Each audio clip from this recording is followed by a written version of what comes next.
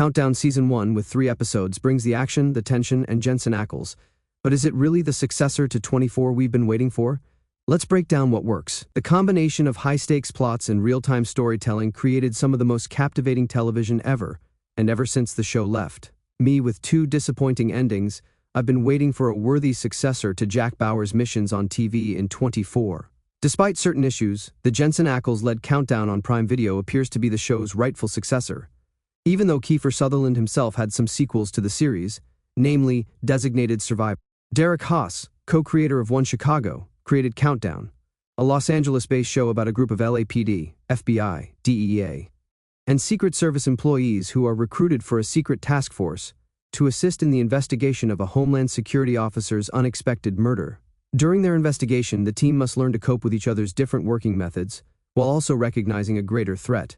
A terrorist is preparing a devastating attack that might endanger millions of lives. It's not always a bad thing. When Countdown's plot is exactly what you expect, it does feel like it should have ended sooner. Even though Haas has a wealth of experience in the field of crime action storytelling from his work on FBI, International, and the One Chicago franchise, Countdown differs from his previous works in that it tells its story in serial form. Every episode of the show skillfully builds off the fresh leads and character moments from the previous one, rather than having a loose overall danger interspersed with case of the week puzzles. The sense of stakes in Countdown's plot is undoubtedly its most welcome surprise, as it becomes clear from the outset that no character in the novel is actually safe. In the course of the season, certain characters who feel like they are about to have a personal breakthrough, or are about to have an episode that tells more about their backstories, end up being shot dead or exploding, may make it more difficult for the show to develop its characters. But it did bring back happy memories of 24 Feet's most erratic scenes. I was given only the first 10 episodes to review, so I was a little conflicted about Countdown's 13-episode run. Without having watched the last 3 episodes, it's difficult to say for sure if the show ends well. Despite setting up a new threat in a possible Season 2, Episode 10 feels like a respectable season end, which is disheartening. So, I'm left wondering if the 3 extra episodes in the season were really essential. It may be argued that impedes some of the show's character development efforts, but it did bring back pleasant memories of 24 Feet's most erratic scenes. The main problem with Countdown's plot is that, aside from the ambiguous conclusion, it unfolds largely naturally.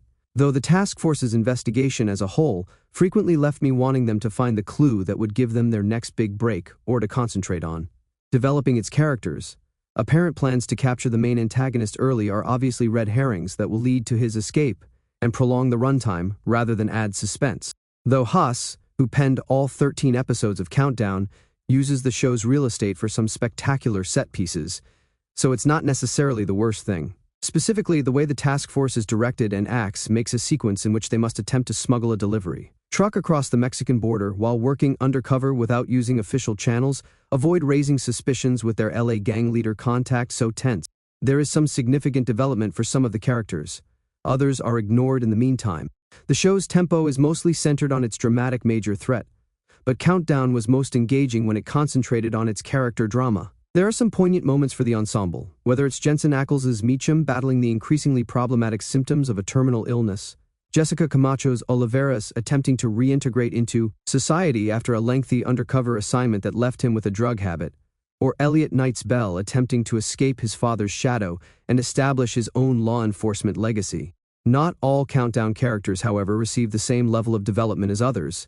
While Violet Beans Shepherd is hinted at having a darker past, it doesn't receive the same level of confrontation as the rest of the cast. Eric Danes Blythe also seems to have something going on with him outside of work, though we don't learn anything about it until the end of the season. The Countdown character Drew, played by Jonathan Togo, is one of the best examples of a character that is absolutely bursting with untapped emotional potential. Since the beginning of the season, it has been implied that Drew has had some sort of personal tragedy with his kid. Despite his inability to play himself for an unknown reason, he has committed himself to continuing to serve as the assistant coach for his Little League baseball team. However, each time the show seems prepared to address this, it either shifts to its action or to the story of another character. Thank you for watching.